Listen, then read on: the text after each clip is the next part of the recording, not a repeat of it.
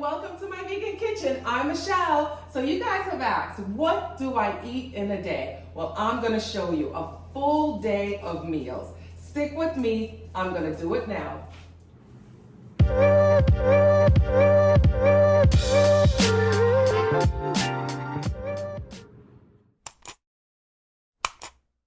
All right guys, so what do I eat in a day? Well, I'll tell you this, I'm very intentional about what I eat. I make sure that my foods are high fiber and protein because I do work out and I work out almost every single day. And being plant-based also, people are always questioning where do you get your protein. So you're gonna see in this video today where I get my protein and high fiber because these are really, really important things, not just for somebody plant-based, but for everyone.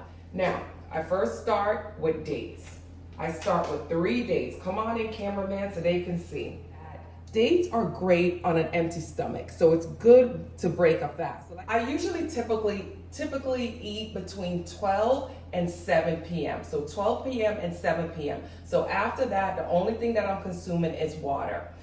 Being that I've been fasting for, about maybe 16, 17 hours, I thought this would be the best way to break my fast with the dates because they help to get rid of parasites in the intestine. So 3 dates is all you need. Dates are very high in fiber. So I start my day definitely with fiber. As you can see, I am removing my date seeds. Guys, if you've been watching my videos, you know I save these date seeds because you know what I do with them? I make coffee. So I save my date seeds in this little container in the refrigerator, and when it becomes full, I roast my date seeds. And then I grind them just in a coffee grinder, and I make coffee. If you guys are trying to kick that coffee habit and you're looking for something that tastes just like that coffee without the caffeine, date seeds taste exactly like coffee, guys. All right, guys, so once I've had my dates, I try to have fresh pressed juice. And today's juice is celery, ginger, and green apple. Now, the reason I chose celery, because celery is very hydrated, guys, really hydrated, and it's inexpensive. So for those of you who are looking to, start a new juice, regimen, and you're finding that kale and spinach and all these other vegetables are so expensive, try celery. Celery, like I said, is inexpensive. I usually just juice the whole bundle with 3 apples and like maybe a thumb and a pointer size of ginger, and that will help to keep me hydrated. It's loaded with vitamins, minerals. It's great for your skin. All right, guys, so about an hour has passed, and I think my dates and my celery juice have settled. So usually at this time, I'll make a smoothie. I like to break my fast with fruits. So if you guys are not gonna do the dates and the celery, try to break your fast with some kind of fruit, whether it's a fruit smoothie or you're eating the actual fruit. This way you're able to get fiber. You need fiber into your diet. Fiber is gonna help you go to the bathroom. It's gonna help your whole metabolic system work so much better. So this is what I put in my smoothie. It's my little smoothie cup. First, in my smoothie cup, I'm gonna do blueberries. So 2 handfuls of blueberries. I usually go to the grocery store and I'll buy fresh bananas, and then I wait till they get like ripe, and then I'll just cut them like this and put them in these silicone bags and keep them in the freezer. So you see it's a little frozen, but let me add my bananas, and I'm just gonna sweeten it up with some pineapple, some frozen pineapples. My liquid of choice is coconut water. So then I add my coconut water. Now I'm gonna add, for now, this is my favorite protein powder. It'll probably change next month, but right now, this is what I'm loving, the strawberry flavor of the Coast protein powder. So we're gonna do 2 scoops of that in my smoothie. And it's always best to have protein with your fruits, with your sugar. It helps to slow down the digestion of the sugar so it doesn't like hit your bloodstream really quickly and spike your blood sugar. And For my girlies out there going through menopause, I suggest a little maca powder. Maca, M-A-C-A. I will leave the link to the maca powder that I actually use.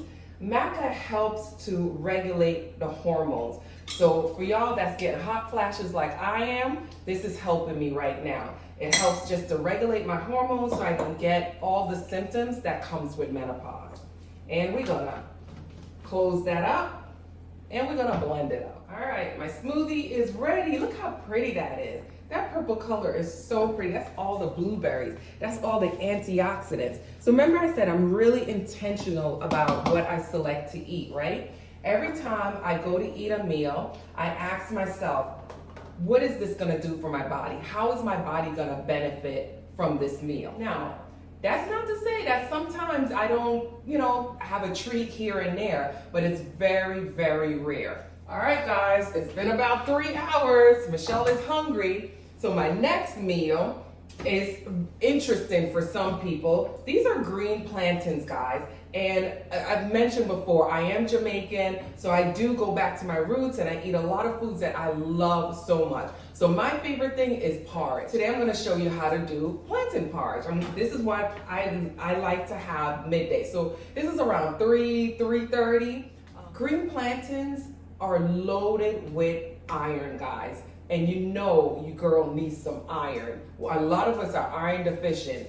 It has iron, it has fiber, protein, antioxidants, magnesium, the list goes on and on, but let's get these ready. Let me wash them first. All right, I've got my plantains all washed, and now let's break it down. So I just cut the ends off, give it a little slice down the back, and then just peel them. We have the water in my jug. Let's put the top on. And guys, don't worry, I will have the ingredients for all of these recipes inside of the description box, okay? So just follow what I'm doing now. Get some ideas. Maybe you could add it to your own meals. It's all blended. Let's get that down there. Let's remove the little centerpiece, and we're gonna head over to the stove. All right, let's go. Over on my stove, I have a saucepan. Come on in so they can see. I have a saucepan and cinnamon. I have a whole stick of cinnamon. I'm just gonna put that in the pot, and then I'm gonna pour in my plantain mixture. To get that all in the pot, we're gonna turn our flame on to like a medium low and get that to a boil. Even though I love making porridge or love making plantain or banana porridge, you have to stay here and stir it so it doesn't get thick and lumpy. So that usually is what takes the time, and that's probably about maybe 5 to 7 minutes of stirring. So once it starts to get heated up, I just continue to stir it. But let me tell you, when this is done, it's so good that it's worth standing here and stirring. Smooth and creamy. Come on in so you guys can see. I've added vanilla, nutmeg, cinnamon, and I'm gonna add the rest of this milk. This is some hemp milk that I used from my nutter machine. And I'll leave the link for the nutter machine below. Guys, if you wanna make your own homemade milk, it's fresh, it's easy. All you have to put is water, salt, and whatever nut that you choose or seed, and you can make your own homemade milk. But look how creamy this is. All right, let's plate this bad boy up. So what I normally do with the porridge, because you notice it made a whole lot, which I love because it's great for meal prep. So you could do it like the beginning of the week, and usually I will have this if I'm in the mood for porridge that week for 5 days. I'll have it Tuesday, Wednesday, Thursday, Friday, and Saturday, guys. So I usually just have not too much, just enough, just to kind of, fill my stomach. Like that's enough. And then the rest of it, I just have in these plastic containers, fill them up, keep them in the refrigerator, and I have porridge all week long. For those of my ladies out there who want to exercise but don't want to lose, y'all don't want to lose the booty, this is great for that. It keeps your belly nice and flat because it's full of fiber. Again, you're hearing that word fiber over and over again. Fiber keeps your belly flat, but it has starch, and don't be worried about the starch. This is actually good starch for your body. So that's what keeps that booty nice and thick, guys. This is what I normally put in my porridge. Peanut butter and raisins. And I'll leave the link for the banana porridge. It's the same recipe. You're just switching out the green bananas for green plantains.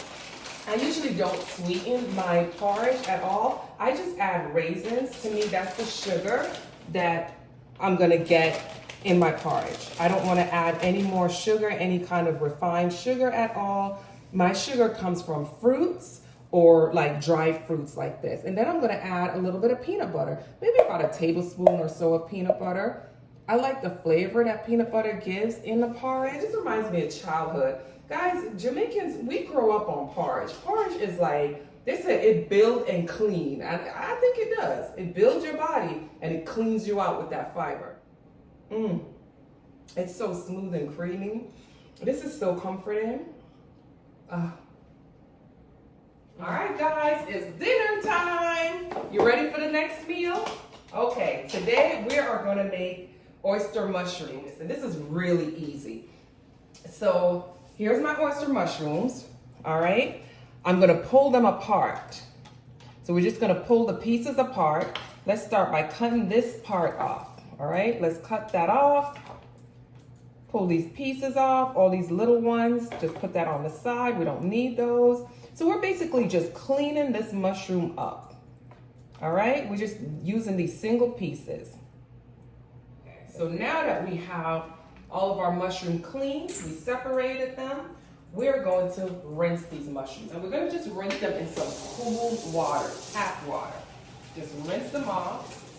Then we're gonna bring our mushrooms right over here. I have a kitchen towel. I'm just gonna place my mushrooms right in the kitchen towel. And I'm just gonna shake it just to get off some of that excess water. I'm not gonna squeeze it or anything. This is how I get off the excess water. I guess you could put it in like a salad spinner, but I don't feel like doing that. Okay, once we do that, grab yourself a bowl, put your mushrooms back in, grab yourself some cornstarch, kind of just dust your mushrooms with the cornstarch, just kind of flip it, make sure everything has, powdery. Make sure everything has cornstarch. Grab my wok. I'm not using my caraway nonstick today. We're gonna use the wok because come on in. The wok gets the mushrooms really crispy, where that coating for the nonstick doesn't get my mushrooms as crispy as I'd like them to be. So we're gonna use this nice deep wok. We're gonna add a little bit of grapeseed oil right in here, all right? And we're gonna get that nice and heated. We're gonna get it really heated up before we put the mushrooms in there. Guys, once your oil heats up, like I see it is now, you take your mushrooms with the cornstarch. You didn't have to season it or anything, all right? I didn't miss a step. You don't have to season it. You're gonna just dump it right into your pot. Grab a spoon, space them out. Ooh, my hair just got caught in my bracelet. All right, space them out in the pot. They're gonna stick together, and that's fine because you kind of need them to stick together for what I'm gonna show you that you have to do to really get it to the way that you want it to be. But just leave it like that. This takes a little bit of time, so be patient. This is gonna take a good 10 minutes to get it really crispy. So just leave it alone. You could do something else. Just kind of keep your eye on it. And yeah, guys, come on in so you can take a look. Because when you make this, I want to make sure that you know what it's going to look like. So you see how I got all those nice, like, crispy burnt pieces? That's what you want. That's not bad. That's actually a really good thing. And it will get a little bit smoky. Again, that's okay. It's kind of like barbecue. It's kind of like we're barbecuing the mushrooms. All right, so once it does that, I usually just turn the flame off. Let's move. I place it back on my cutting board. So I just place the mushrooms just like that on my cutting board. And then I take a knife. So once we remove it and we put it on the board, I'm just gonna take a large knife just like this. And I'm just gonna go through my mushrooms and just kind of chop it into smaller pieces. So just like that. So make sure your knife is sharp. Once you've chopped your mushrooms, right, it's kind of like chicken. I just wanted to throw that in. I like annoying all the people that feel that vegans can't use the word chicken. All right, so once you got that all chopped up, I'm gonna place it back into the pot. And you notice I turned the flame on just a little bit. All right, so we get it back into the pot. So while the mushrooms is on a medium to low flame, I'm just gonna take a green onion or scallion, and I'm just gonna finely chop it, just like that. And I'm gonna just place it right into the pot. Grab my spoon, toss everything around. And this is my version of Korean barbecue, guys. I'm gonna take a Korean barbecue sauce. You know that's my favorite. That is my jam. And this is a nice new bottle, yes. And I'm just gonna pour right on top of the mushroom. There we go. You could use as little or a lot, however you want to do it. And you just let that come to a nice bubble. Let it caramelize just a little bit. All right, guys, I think our mushrooms are done. So I allowed, come on in so they can see. I allowed the sauce, the Korean barbecue sauce, to get like a little caramelized, just to give it like a nice little gravy. And so you understand why we needed to have those charred pieces, right? It's gonna give it texture and it's gonna give it flavor. I baked some Korean sweet potatoes, and basically, Korean sweet potatoes, they're a little different than the traditional orange sweet potatoes that we're used to in the United States. The Korean sweet potatoes are red on the outside, kind of like a reddish brown, and they're not as sweet. And we're gonna bust this open, so come on in, let me show them what it looks like inside. So if you can see, inside, it's kind of like a yellowish, whitish kind of color. And like I said, it's not as sweet, but it's so flavorful. So we got some mushrooms in Korean barbecue sauce, and then we have a Korean sweet potato. I guess we're doing Korean today. This is loaded with fiber, protein, vitamin D from the mushrooms. This is just an all-around really good hearty dinner. Oh. So y'all ever been to a Korean barbecue? Woo! This is what I eat in a typical day, right? Not every day. Every day is gonna be different, but this is how I usually plan my day. Intermittent fast. I usually break my fast at about 16 or 17 hours of not eating anything but consuming just water, maybe some herbal tea. Usually around 12 o'clock, I will cut my eating off at about 7:30 if whatever the day runs late or whatever like that. But that's how I typically eat. Lots of fiber, and lots of protein. Now, if your body's not used to fiber, I suggest you ease into it slowly because it will make you a little bloated at first if your body's not used to having that good bacteria in your stomach. But that's it, guys. That's what I ate today. Thank you for joining me on the day and watching me prepare all these meals. Like I said, I will leave the links to everything that you need in the description box, so don't worry. And I hope you enjoyed this, and if you do, I'll make more, especially if you're really worried about getting enough protein and enough fiber in your diet. Enjoy your day, guys. See you next time. Bye.